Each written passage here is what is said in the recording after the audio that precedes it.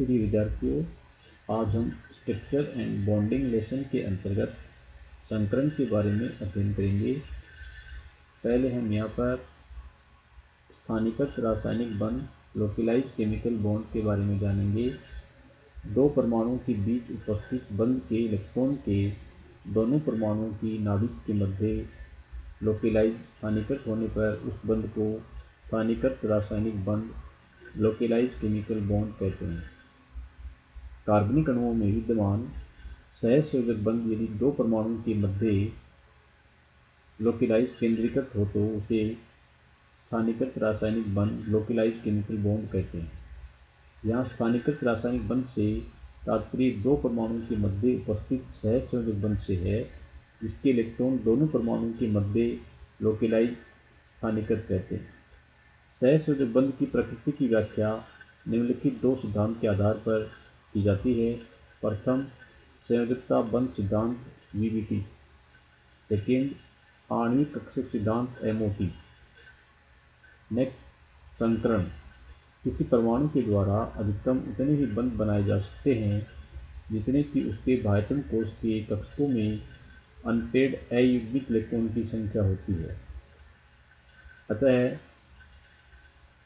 Beryllium Be4, जिसका ground state में electronic configuration +2 2s2 होता है, इसमें अनपेड इलेक्ट्रॉन अनुपस्थित हैं। अतः इस आधार पर बेरिलियम कोई भी बंध नहीं बनाना चाहिए। इसी प्रकार बोरॉन B5, जिसका ग्राउंड स्टेट में इलेक्ट्रॉनिक विन्यास +2 2s2 2px1 है, अतः इस आधार पर ये एक बंध बनाना चाहिए। एक कार्बन C6, जिसका ग्राउंड स्टेट में इलेक्ट्रॉनिक विन्यास +2 2s2 2px1 2py1 है। इस आधार पर कार्बन द्विसंयोजी होना चाहिए, लेकिन हम सब जानते हैं और ये सर्वविदित है कि कार्बन चतुसंयोजी होता है और ये 4 बंध बनाता है।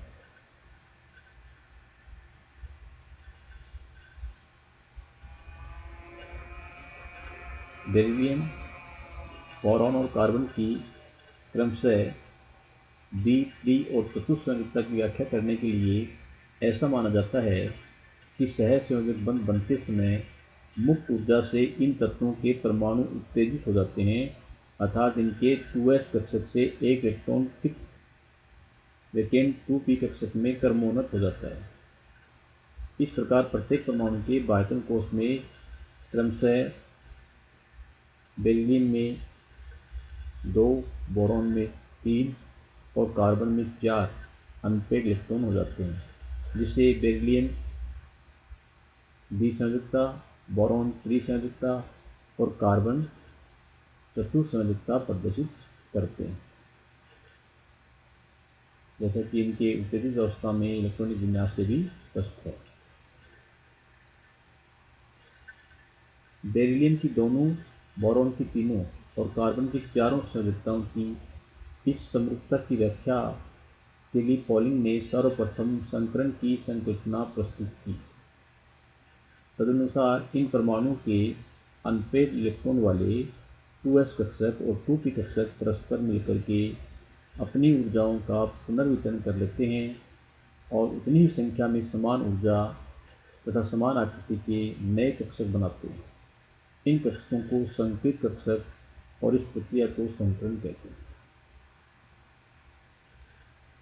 ये संकृत कक्षक अतिव्यापन में भाग लेते हैं और समरूप बंध बनाने की पोजीशन में होते हैं।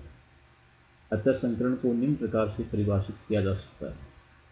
जब किसी परमाणु के लगभग समान ऊर्जा वाले विभिन्न कक्षक परस्पर मिलकर के अथवा विलय होकर के अपनी ऊर्जाओं का पुनर्वितरण करके उतनी संख्या में समान ऊर्जा तथा समान आकृति के नए कक्षक बनाते हैं, तो ऊर्जा के इस पुनर्वितरण की प्रक्रिया को संकरण कहते हैं और इस प्रकार बने हुए नए कक्षकों को संकृत कक्षक कहते हैं। संकरण के नियम। एक ही परमाणु अथवा आयन के लगभग समान ऊर्जा के कक्षक ही आपस में संकृत हो सकते हैं। अतः संकरण में लगभग समान ऊर्जा वाले कक्षक ही भाग लेते हैं। संकृत कक्षकों की संख्या संकरण में भाग लेने वाले कक्षकों की संख्या के बराबर होती है। संकर कक्षक अधिक दिशात्मक होते हैं, जिसे वे प्रबल बंध बनाते हैं। संतुलित कक्षक आपस में अधिकतम दूरी पर उपस्थित रहते हैं, क्योंकि इनमें उपस्थित इलेक्ट्रॉन एक दूसरे को प्रतिकर्षित करते हैं। विशिष्ट संकरण से प्राप्त सभी संतुलित कक्षकों की आकृति समान होती है, परंतु उनका त्रिविम में विन्यास भिन्न भिन्न होता है। अणु में केंद्रीय परमाणु की संतुलित अवस्था से उसकी ज्यामिति और बंध कोण को ज्ञात किया जा सकता है। संकरण में कक्षक भाग लेते हैं, इलेक्ट्रॉन नहीं, अतः संकरण में रिक्त, वैकेंट, पूर्ण रूप से भरे हुए, फुल फील्ड और हाफ फील्ड अर्धपूर्ण कक्षक भाग ले सकते हैं। सामान्यतः संतुलित कक्षक में एकाकी इलेक्ट्रॉन निगम तथा सिग्मा बंध का बंधित इलेक्ट्रॉन निगम उपस्थित रह सकते हैं। नेक्स्ट, संकरण के प्रकार, टाइप्स ऑफ हाइब्रिडाइजेशन। कार्बनिक यौगिकों में मुख्य रूप से 3 प्रकार के संकरण होते हैं: sp3 संकरण, sp2 संकरण और sp संकरण। इसके अतिरिक्त अन्य प्रकार के संकरण का अध्ययन अकार्बनिक रसायन में करते हैं। प्रथम, sp3 संकरण या चतुष्फलकीय संकरण। इस संकरण में एक S तथा 3 P परमाणु कक्षक आपस में मिलकर के अपनी ऊर्जाओं का पुनर्वितरण करके 4 नए sp3 संकरित कक्षक बनाते हैं, जो ऊर्जा और आकृति में समान होते हैं। ये चारों संकरित कक्षक त्रिविम में एक दूसरे से 109 डिग्री 28 मिनट का कोण बनाते हैं और समचतुष्फलक के 4 कोनों पर अभिविन्यासित होते हैं, इसलिए इसे चतुष्फलकीय संकरण भी कहते हैं। जैसा कि यहाँ प्रदर्शित किया गया है, एक S और 3 P, Px, Py और Pz कक्षक आपस में मिलकर के 4 नए sp3 संकर कक्षक बनाते हैं और ये चारों sp3 संकर कक्षक चतुष्फलकीय ज्यामिति में अरेंज होते हैं और 2 कक्षकों के मध्य यहाँ पर बंध कोण जो है 109 डिग्री 28 मिनट का होता है। एल्केन जैसे मीथेन, एथेन में केंद्रीय कार्बन परमाणु sp3 संकरित होता है। इसके अतिरिक्त CClO4, carbon tetrachloride, NH3, ammonia, H2O जल, OH2, इन सब में केंद्रीय परमाणु की संकरित अवस्था sp3 होती है। यहाँ पर मीथेन का आणविक कक्षक चित्र प्रदर्शित किया गया है। मीथेन में केंद्रीय परमाणु कार्बन की sp3 संकरित अवस्था होती है। कार्बन का उत्तेजित अवस्था में इलेक्ट्रॉनिक विन्यास S2, 2s1, 2px1, 2py1 और 2pz1 है। यहाँ पर एक S और 3 P कक्षक आपस में मिलकर के 4 नए sp3 संकर कक्षक बनाते हैं और इस चारों sp3 संकर कक्षक 109 डिग्री 28 मिनट के कोण पर समचतुष्फलकीय रूप से व्यवस्थित होते हैं और इस 4 हाइड्रोजन परमाणु के फर्स्ट कक्षक से पृथक प्रतिस्थापन करके 4 सिग्मा बंध बना लेते हैं। जैसा कि यहाँ प्रदर्शित किया गया है कि sp3 संकर कक्षक है, वो हाइड्रोजन परमाणु के फर्स्ट कक्षक से अतिव्यापन करते हैं, जिसके फलस्वरूप यहाँ पर सिग्मा बंध है वो बनता है।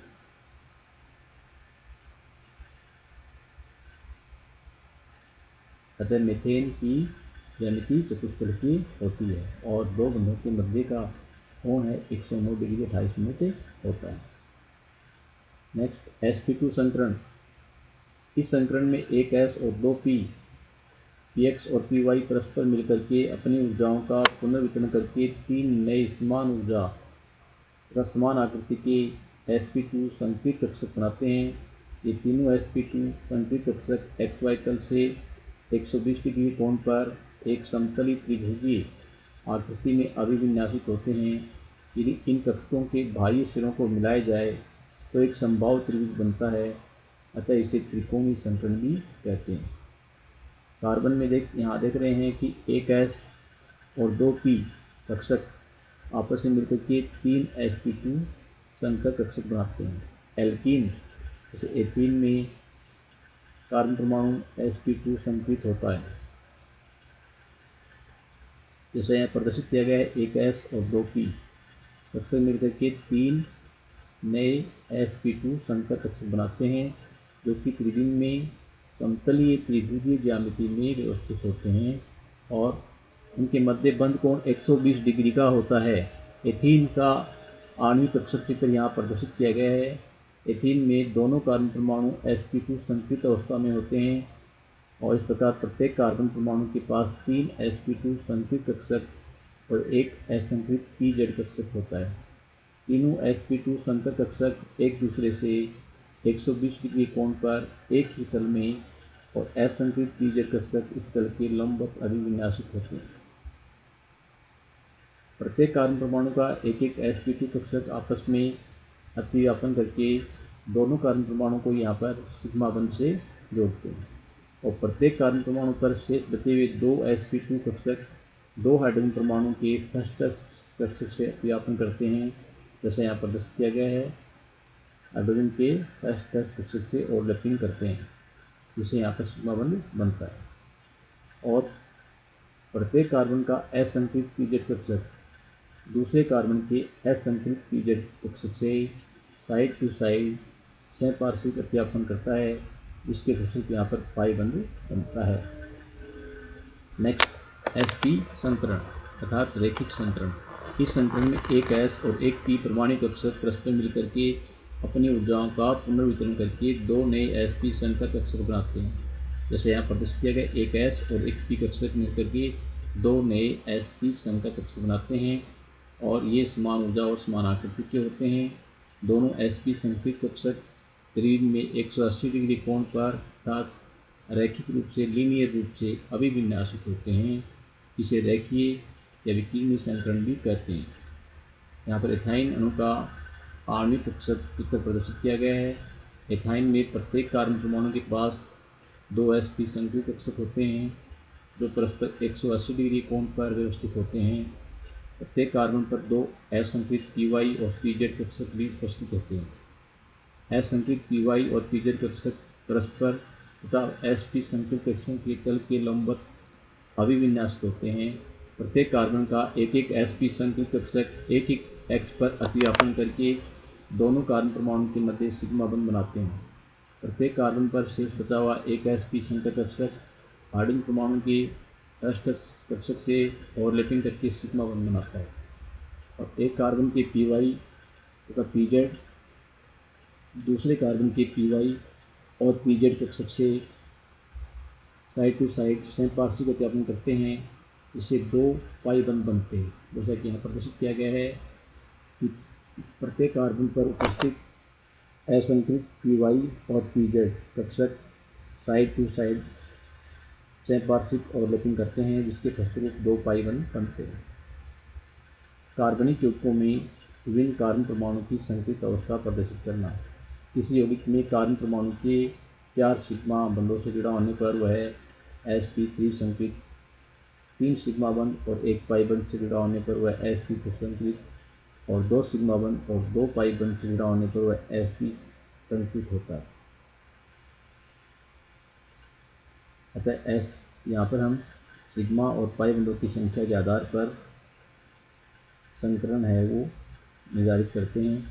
जैसे यहाँ इस कार्बन में हम देख रहे हैं, ये कार्बन 1 2 3 सिग्मा और 1 पाई बंध से जुड़ा हुआ है, अतः ये sp2 संतृप्त है। इसी प्रकार से ये कार्बन 2 सिग्मा और 2 पाई बंधों से जुड़ा हुआ है, इसलिए ये sp संतृप्त है।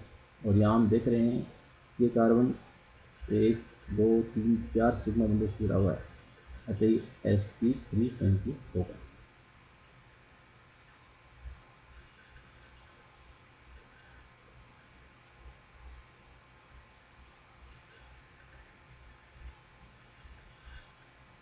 Thank you.